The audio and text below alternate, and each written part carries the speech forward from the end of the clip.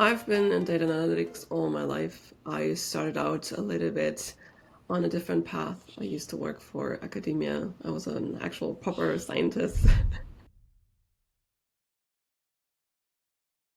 Absolutely nobody. I didn't know anybody. I was spending a good year before I made the move on the internet, just figuring out how can I work online? What can I do online? It was all still before the pandemic, so people weren't even talking about remote work yet. And so I just did a lot of research. And that's how I eventually found the Upwork platform.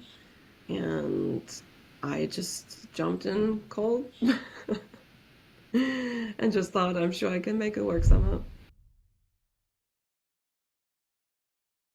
There needs to be something in there that says, hey, I'm not just like everybody else.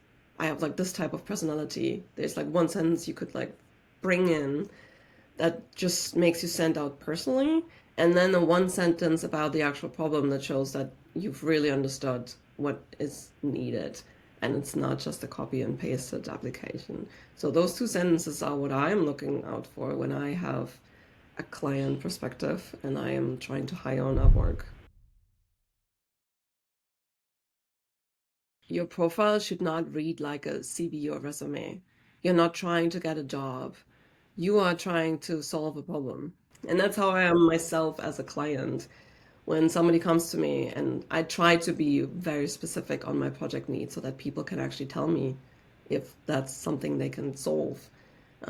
I don't care what they did and how long they've been doing it.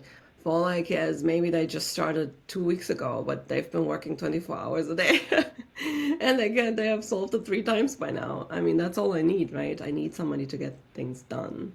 And so that's what I try to talk about on my profile.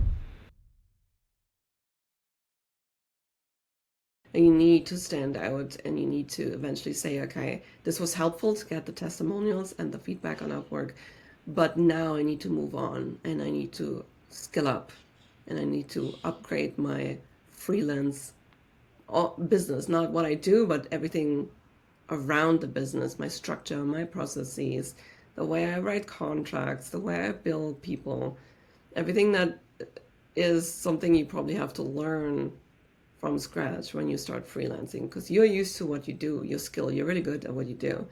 But all the business things around it to actually keep you floating, get you business, that is so much you need to take into account and you need to be willing to put in that additional work.